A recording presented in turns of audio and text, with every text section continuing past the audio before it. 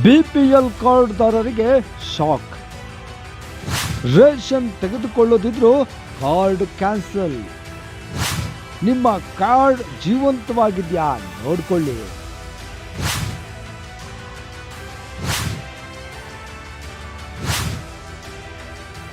ನಮಸ್ಕಾರ ಸ್ನೇಹಿತರೆ.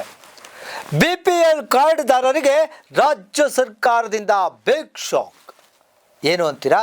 ಕೇಂದ್ರ ಮತ್ತು ರಾಜ್ಯ ಸರ್ಕಾರಗಳ 16 ಮಾನದಂಡಗಳ ಆಧಾರದಲ್ಲಿ ರಾಜ್ಯದಲ್ಲಿ ಬರೋಬ್ಬರಿ 21 ಲಕ್ಷಕ್ಕೂ ಹೆಚ್ಚು ಬಿಪಿಎಲ್ ಕಾರ್ಡ್ಗಳನ್ನು ಡಿಲೀಟ್ ಮಾಡಲಾಗಿದೆ.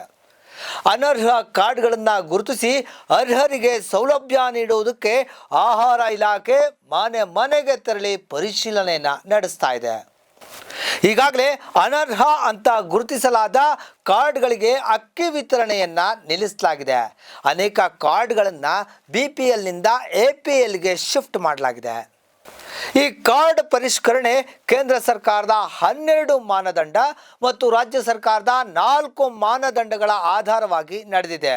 ಮೊದಲು ಕೇಂದ್ರ ಸರ್ಕಾರದ 12 ಮಾನದಂಡಗಳನ್ನು ನೋಡೋದಾದರೆ, ಈ ಮಾನದಂಡಗಳ ಆಧಾರದಲ್ಲಿ 7,76,206 BPL ಕಾರ್ಡ್ಗಳನ್ನು ಡೇಟ್ ಮಾಡಲಾಗಿದೆ. ಅವು ಯಾವ್ಯಾವುದು ಅಂತ ನೋಡೋದಾದರೆ, ವಾರ್ಷಿಕ ಆದಾಯ 1.20 ಲಕ್ಷಕ್ಕಿಂತ ಹೆಚ್ಚು ಇರುವವರು 5,80,415. ಬೇರೆ ರಾಜ್ಯದಲ್ಲಿದ್ದು ಇಲ್ಲಿ ಪಡಿತರ ಚೀಟಿ ಹೊಂದಿರುವವರು 73,859. 12 ತಿಂಗಳಿಂದ ಅಕ್ಕಿ ಪಡೆದವರು 40,833. PM ಕಿಸಾನ್ ಯೋಜನೆಯಡಿ 7.5 ಎಕರೆಗಿಂತ ಹೆಚ್ಚು ಭೂಮಿ ಹೊಂದಿರುವವರು 34,710. ಕಂಪನಿಗಳ ಡೈರೆಕ್ಟರ್ಗಳು 21,402. 100 ವರ್ಷ ಮೇಲ್ಪಟ್ಟ ಫಲಾನುಭವಿಗಳು 2,050. ಆಧಾರ್ನಲ್ಲಿ ಮೃತ ಅಂತ ದಾಖಲಾಗಿರೋರು 1,452. 18 ವರ್ಷಕ್ಕಿಂತ ಕಡಿಮೆ ವಯಸ್ಸಿನ ಏಕ ಸದಸ್ಯ ಕಾರ್ಡ್ಗಳು 793. ಇನ್ನು 1ಕ್ಕಿಂತ ಹೆಚ್ಚು ಪಡಿತರ ಚೀಟಿಗಳನ್ನು ಹೊಂದಿರುವವರು 430. 4 ಚಕ್ರದ ವಾಹನ ಹೊಂದಿರುವವರು 153. ಈಗ ರಾಜ್ಯ ಸರ್ಕಾರದ 4 ಮಾನದಂಡಗಳನ್ನು ನೋಡೋದಾದರೆ 13 ಲಕ್ಷಕ್ಕೂ ಹೆಚ್ಚು ಕಾರ್ಡ್ಗಳನ್ನು ಡಿಲೀಟ್ ಮಾಡಲಾಗಿದೆ. ಅವು ಯಾವ್ದ್ಯಾವುದು ಅಂತ ನಾವು ನೋಡೋದಾದರೆ, ಕಳೆದ 6 ತಿಂಗಳಿಂದ ಅಕ್ಕಿ ಪಡೆದವರು 2,75,667. ಆದಾಯ ತೆರಿಗೆ ಪಾವತಿದಾರರು 98,473.